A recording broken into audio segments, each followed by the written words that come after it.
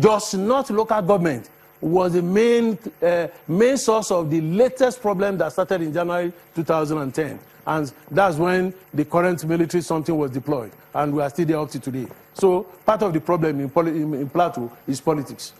Well, one other concern is that people are really concerned about how is it now the herdsmen, or is it now the farmers, whichever will be launching those kind of attacks and reprisal attacks. People are really concerned.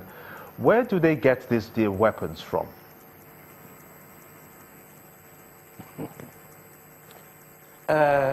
If you've been following situations in Africa generally, not only in Nigeria, you realize that proliferation of small arms and light weapons is a massive, massive problem. And those who are manufacturing the weapons are very happy. Last year, in January, early this year in January, there was a conference in Dubai, in UAE.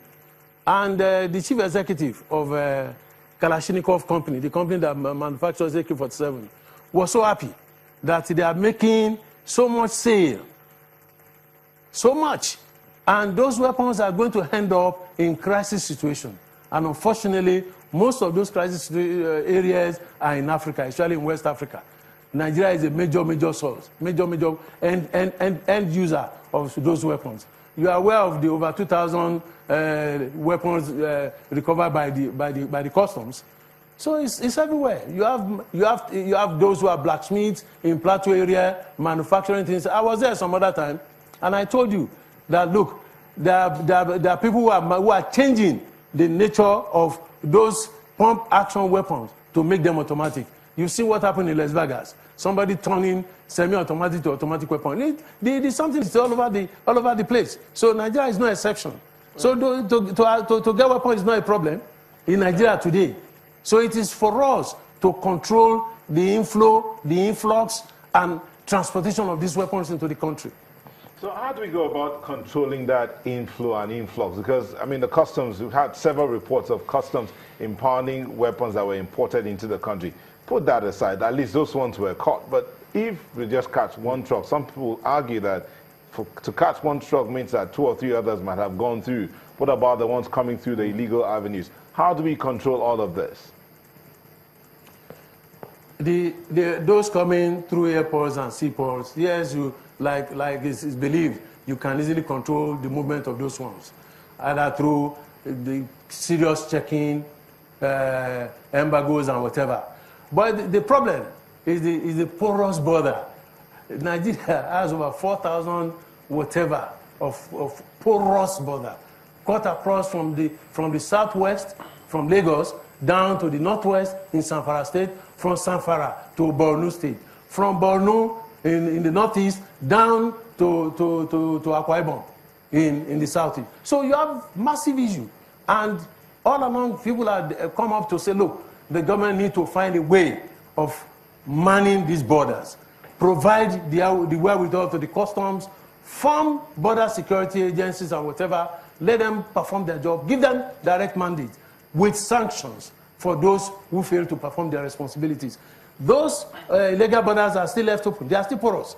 So what we are tackling are those coming through the seaports and the airports. And those, the customs and all those involved can easily get to that. But what about the porous borders? We need to do something about the porous borders. But when you say we need to do something, besides the porous borders, some of these weapons are already within the country.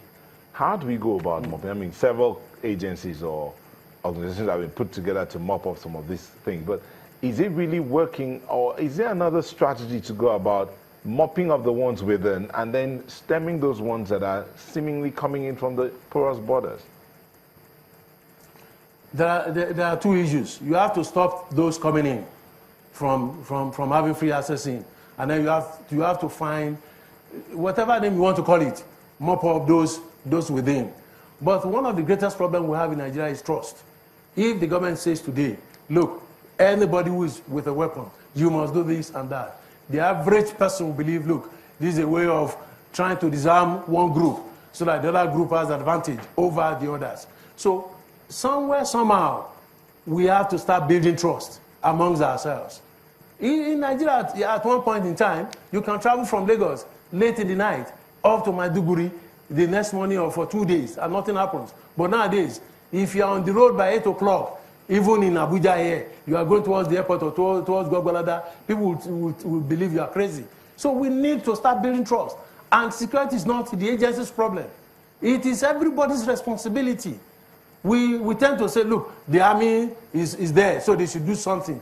What's the strength? What's the total strength of the police? I said it here some other time. What's the total strength of the police, the army, the immigration, the customs, the navy, and the air force? All combined, they are not up to 1 million. All combined. Wow. In a population, let us even give the population of Nigeria to be 174 million, as per the CIA fact book.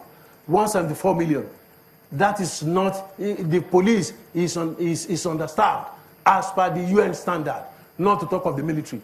It is only Nigeria that you have an army that is less than 100,000 for a population of over more than 100 million.